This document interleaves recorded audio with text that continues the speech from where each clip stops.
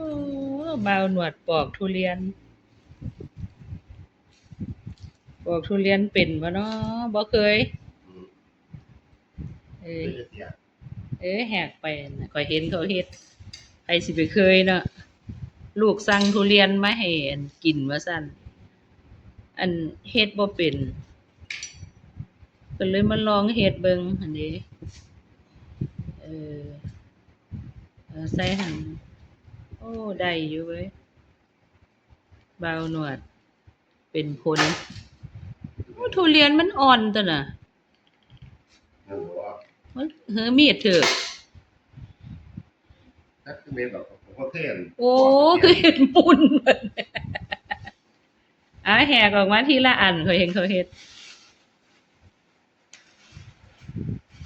แหกต่อเบิ่งเด้อแล้วมีดอันโอ้อิหยังมันสิถึกในมันนี่น่ะขีดตามร่องเด้ขีดตามร่องอย่าไปขีดกลางซั่นแหมกลางมันถึกในมันตัวนั่นน่ะก็พิจารณาเอาไผสิเคยเนาะเห็นเขาอันเฮ็ดอ๋อคือเป็นจังซั่นฮะแกะออกมาคือเป็นจังซั่นเนาะละแหกอย่าแหกเลิกเด้อมันถึงในเด้อือเพิ่นบ่กินอยู่หั้นบ่กินหลาย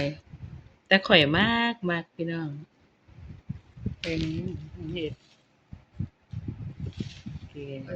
แกะให้มันสุกอย่าไปเฮ็ดเลิกอย่าเฮ็ดเลิกเออ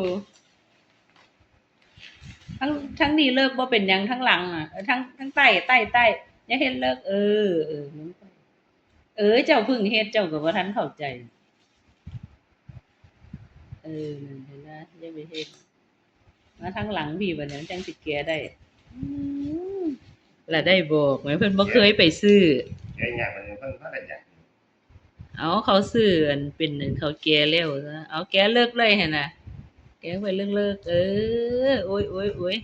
บ่าวหนวดเฮ็ดบ่เป็นอีหลีพี่น้อง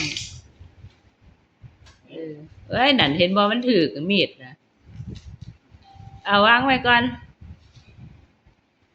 วางไว้ก่อนโอ้ยเนาะบ่ได้เด้เจ้าต้องไปปาดทั้งนั้นอีก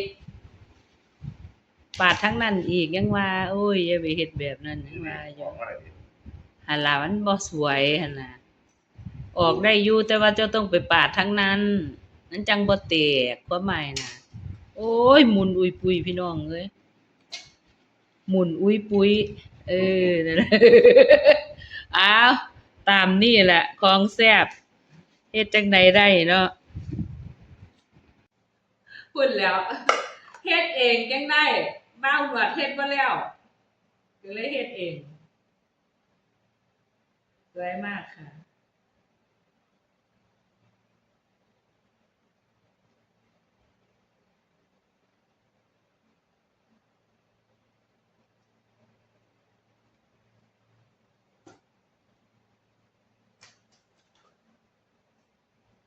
สวยงามมากฝีมือลูกหนึ่ง4กิโล3ขีดได้ซ้ำนี่แหละพี่น้องได้หลายอยู่ได้ถาดหนึ่งขอบคุณนะคะที่รับชมบอกทุเรียนลูกหนึ่ง2คนปอกยังได้กินเบิ่งบ่ล่ะบ๊ายบายค่ะทุก